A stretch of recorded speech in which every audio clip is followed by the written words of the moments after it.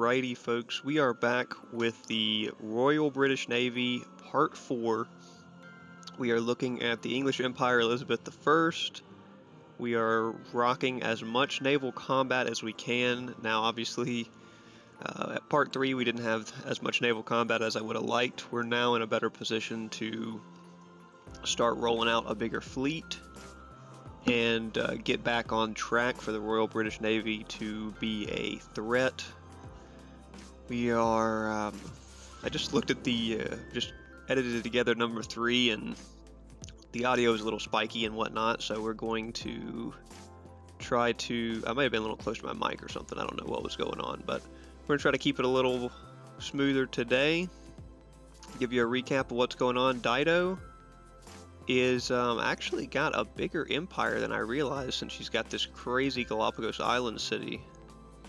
And she's absolutely closing in on Akadir. It's also getting peppered by the volcano. But here's where we are. We've got this group of 5 cities and suzerainship of Zanzibar right here on our home island archipelago.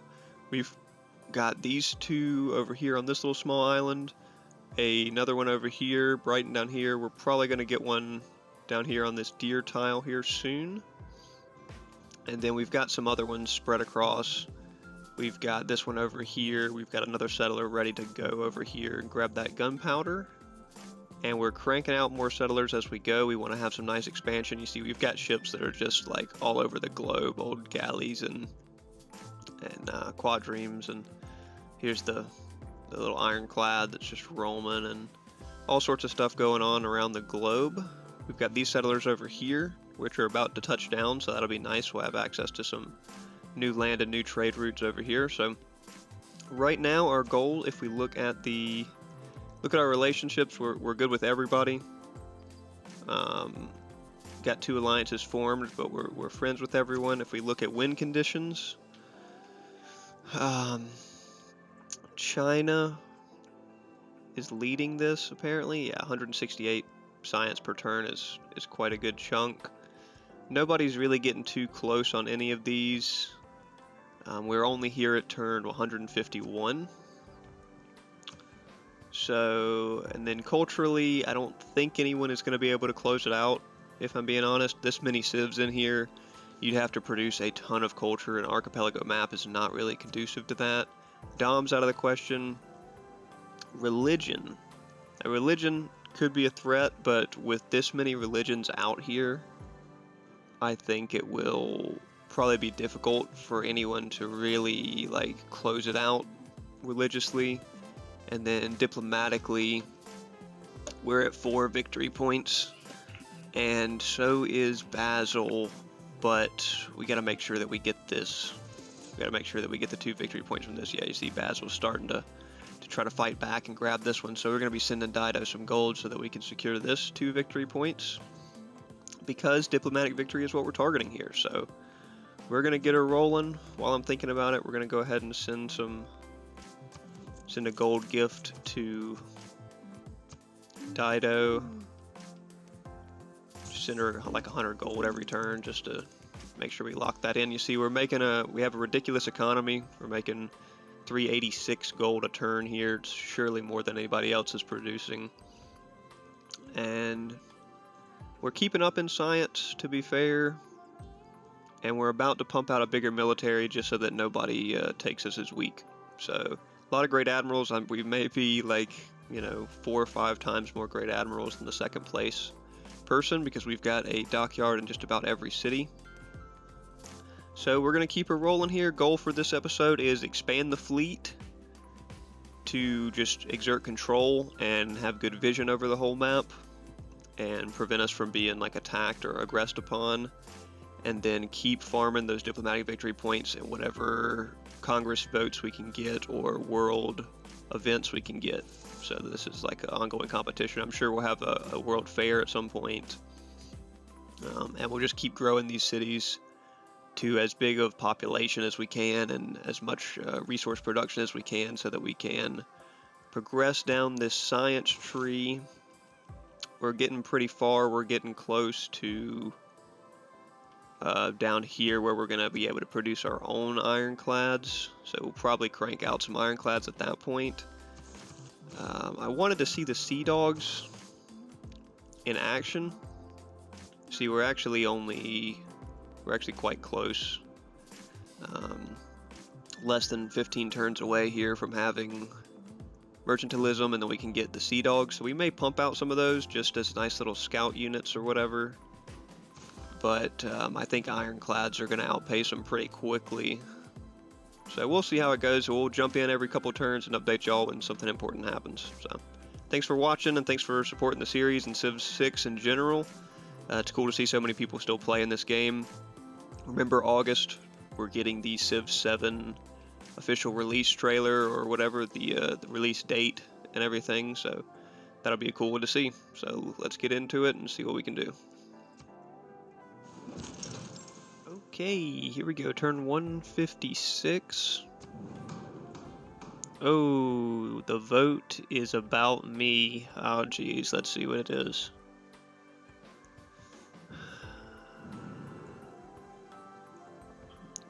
The cries the favorite restaurant. We are moved to what?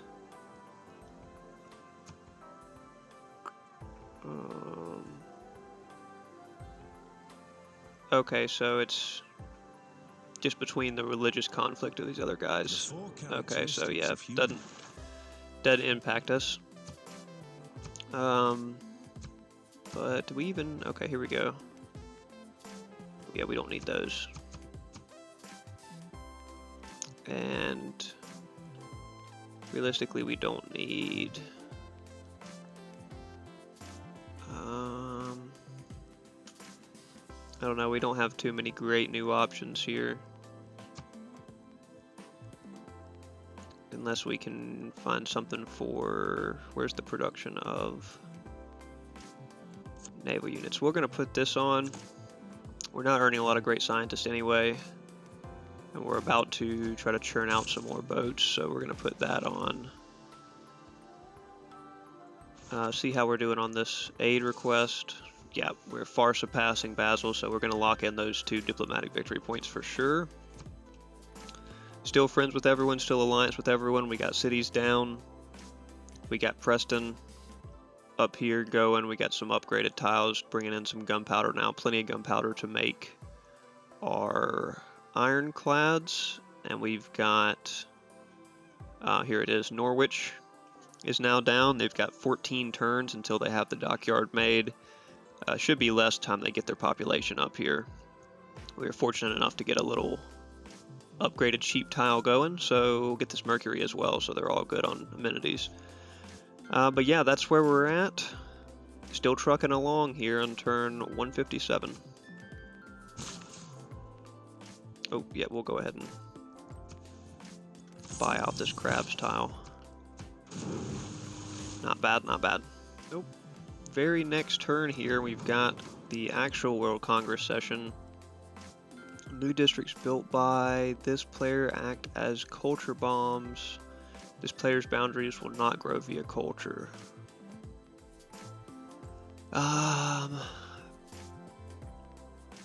I don't know how much this will really help us, but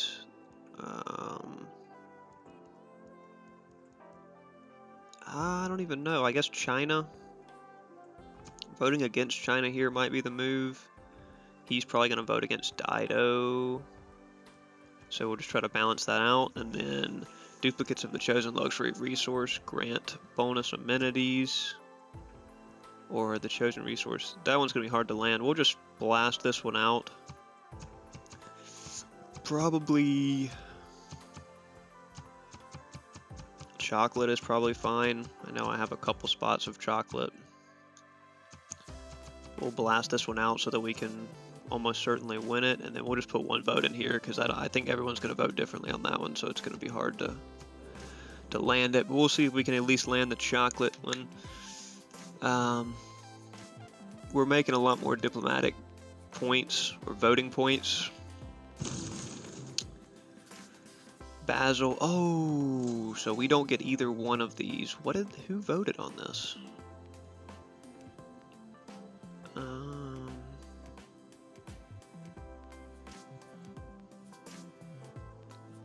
Yeah, that's weird. Grant no amenities wine. And it was literally... See, I don't understand how these votes work because wine granting no amenities got 6 votes. But I put 8 votes on chocolate and it doesn't win.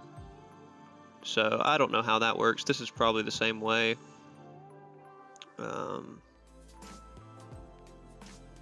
Yeah, everybody puts 1 vote on this one. New districts built.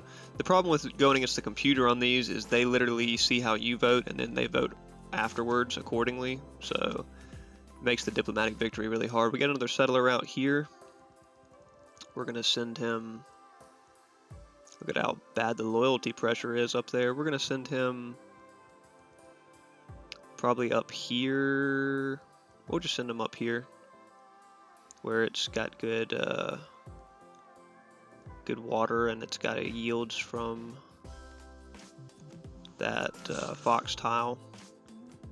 Got these boys over here. Grab the rice. Little 5 food rice farm. Another great admiral out. Got an entertainment complex done over here because these guys, it's gonna get to both of these cities, so I figured might as well get one down. And what does this great admiral give us? Instantly creates a privateer unit with one promotion level. Military units get plus 50% reward from plundering sea tiles. We will take the privateer, which is actually a sea dog for us because we are British, so it's convenient. We get a free sea dog. And we will just take the boarding because plus 10 combat versus naval units is really better for us. He's already going to have plenty of movement. So that's where we're at. We get the free sea dog. That's quite nice because we're still a couple civics away. But we're going to keep her rolling. We're making one more settler here in London, and then when this gets done in 11 turns, we'll probably just start cranking out more ships. A lot of these places are about to get done with kind of one of their last things that I really wanted from them before we just start cranking out a bunch of boats. If you look at our military strength, you see we're not even close to one of the leaders here. We're almost at 1,000. So we really need to catch up with them just so that nobody wants to like try anything on us. And we've got extra builders up here that we'll probably just let chill because I don't see anything that they can really build for us over here. We can go ahead and send one this direction to keep an eye on that fox tile. And then this builder is ready to grab this mercury if we want to go ahead and buy that tile out. So yeah, we're moving right along here. Turn 159. Oh. Okay. That's great. We're moving right along here. We'll jump back in here in a couple turns. So quick development here. Fez did end up getting taken down by the boys up here. See what her military strength. Oh, because he actually doesn't even have very much military strength. But Tamiris did end up finishing Fez. They just never like repaired their walls or anything, so they just slowly got worn down. It took ages, but we're gonna send this settler right here from London and just settle right there immediately, like not even give her a chance to do anything about it. We've also been cranking out tons of troops, or starting to crank out tons of naval troops. We'll go and queue up another Sea Dog here. We've got Sea Dogs coming out in multiple cities. All these cities are building troops. Over here, Newcastle is about to churn out a Sea Dog as well. So the naval military is about to expand quite a bit. We built an aqueduct in Bradford so that we can get a better industrial zone spot. Ooh, this is a +4 now. We'll just take that +4. I really wanted, yeah, I'll just take the +2 probably, because if we don't take it right here, it's not going to reach Preston. Even if we do take it right here, it might not reach reach Preston. So that's iffy. Yeah, we'll just take it right here. It's its only chance to actually reach Preston, and this tile's already improved, giving me some goodies. We're trying to regain friendly relationships with this guy, giving him, you know, 100 gold every turn until he comes around, but that's where we're at right now. About to have a lot more navy and a lot more trade routes. We got lighthouse being built in some of these new cities that we're founding, and we're looking all good on these fronts. So we're gonna keep her moving. Turn 168. Nice. Quick update, we did get the win for the 2 diplomatic victory points here on the Dido emergency. We also got our first spy produced, which is pretty cool. We'll where do we want to spy on? Probably start getting them in the capitals. We'll send this one over to well, the main thing is going to be China on the science one. We'll get one over to China's capital, get some vision on everybody, and a lot more traders coming out, and a lot of more. Oh, did we already improve this? No. Boom! Look at that fox tile. 333 production on that one. Not bad. We had to buy some tiles out here, stretch out, and get a external dockyard started over here. Lighthouse being built there. So we're gonna keep her rolling. We'll take a check on the diplomatic. Basil is now also at 6, so he's gonna be our only competitor on that front. All the religions are still fighting. Nobody's breaking out in the tourism front, and nobody has started the spaceports. So we're in a good place still. Probably have a larger spread empire than anybody, I would say, by a pretty good margin. We've got cities all the way over here, and cities all the way down here and stuff, and all the way out here. We'd like to get at least 1 or 2 more over here. This area is not very settled. This little spot where Geneva's at actually could definitely take a city or 2 as well. And look at all the gunpowder up there. So yeah, nobody's even been up to these. So after we do this big push that we're doing right here with all these ships, we're gonna do another big push for settlers and try to get them out to all these unfounded locations. So keeping her rolling.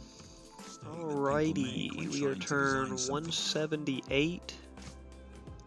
Just entered the next era here. We're gonna keep all these going. There's got to be a better economic one than 1 production in all cities. Probably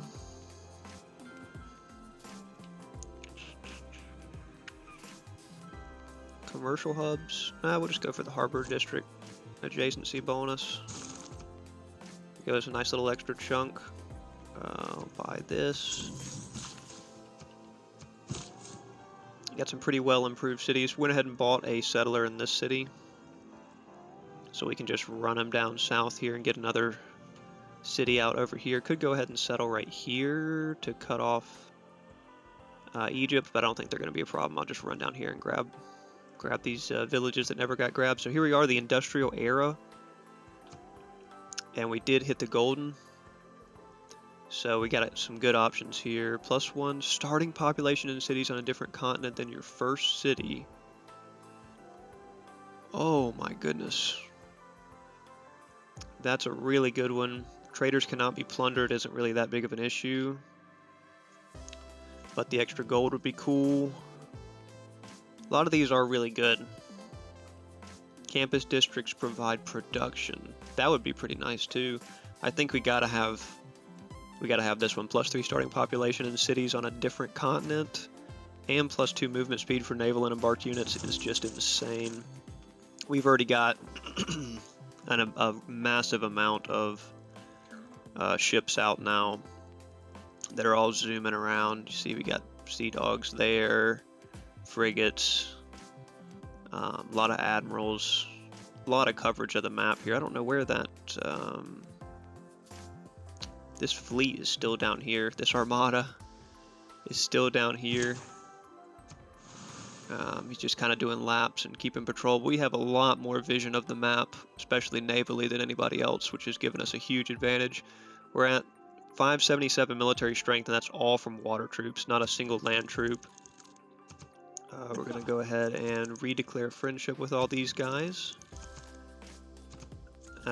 Keeping nice peaceful relations. And yeah, moving right along here.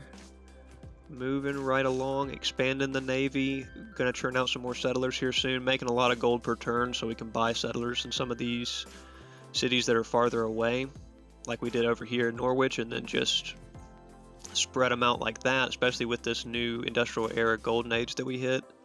Have extra population. We might buy a settler in Brighton. We might buy some settlers up here to just kind of settle some more of this area.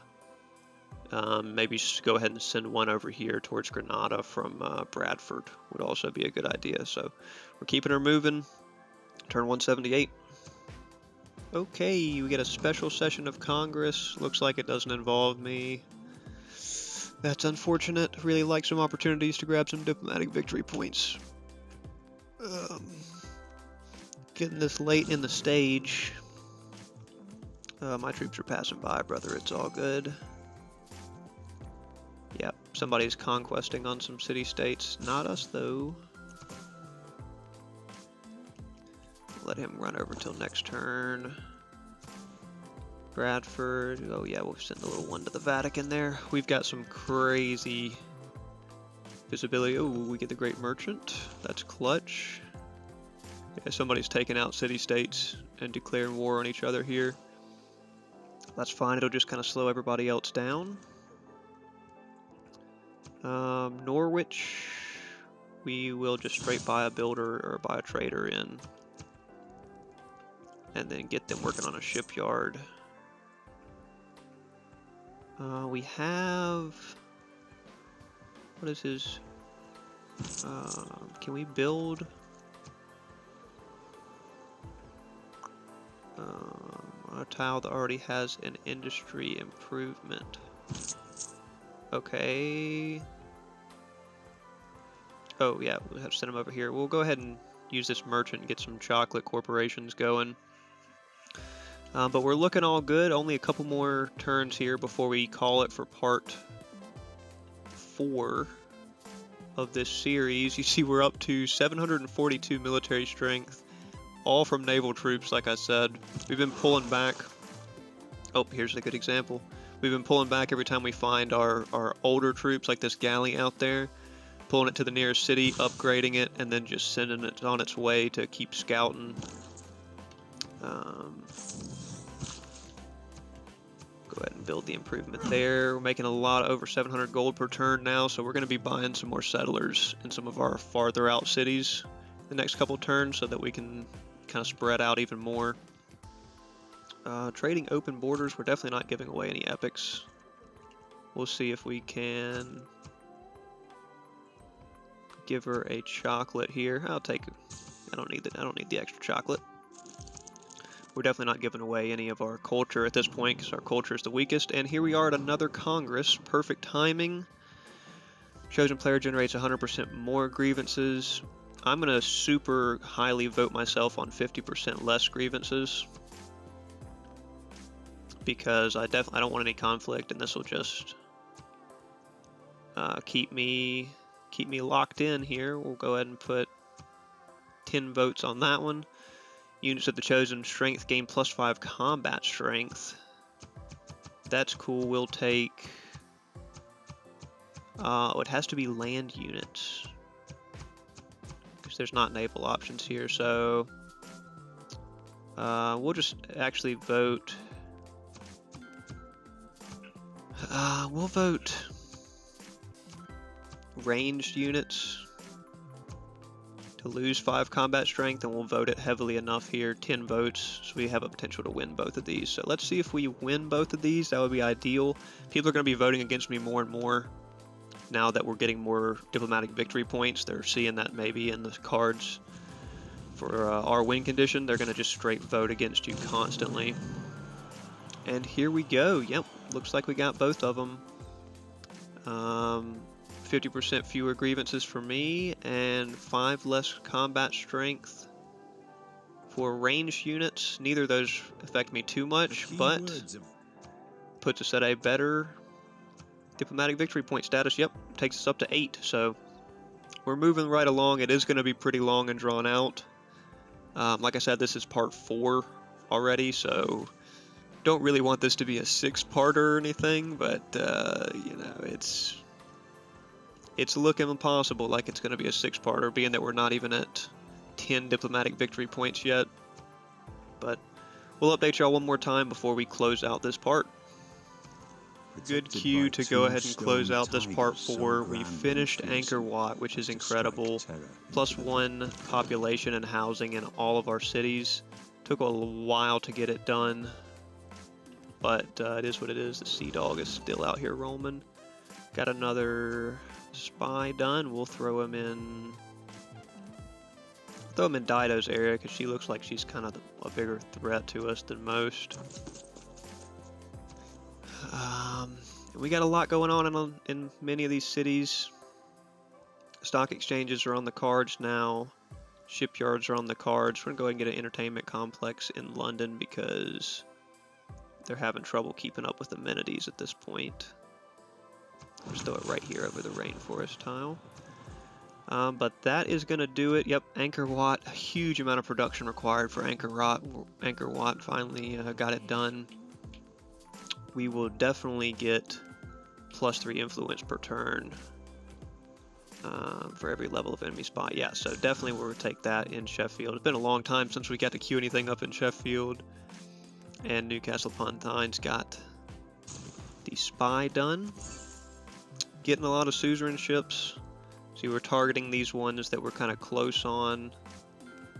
Geneva would be nice. Ooh, surely somebody else is close. We'll put one there and one in Geneva. Just trying to secure suzerain ship everywhere so we can crank out as many diplomatic points for the votes as we can. And we will see what is going on here. Oh, we got this guy over here finally. We're going to start a corporation on the chocolate. We'll just leave it. We'll just leave it. It's a standard name there. And there we go. Moving right along, we'll check when it flips over here the victory conditions of everybody else.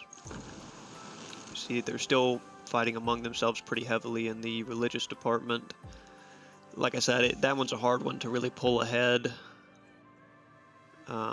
being that so many different nations founded a religion.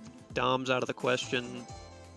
We are pulling ahead a little bit with Dido and Cleopatra pushing out some tourism, but it's going to be kind of hard for them to get to the cap with all the other cities growing, all the other nations growing so rapidly at this point. Science, nobody's really got started, and cultural, yeah, diplomatic, we're in the lead. So nobody's making too many big advancements. These turns just go so slow when you're dealing with this big of a map and having to manage so much. So that'll do it for part 4. I think we made a lot of good advancements.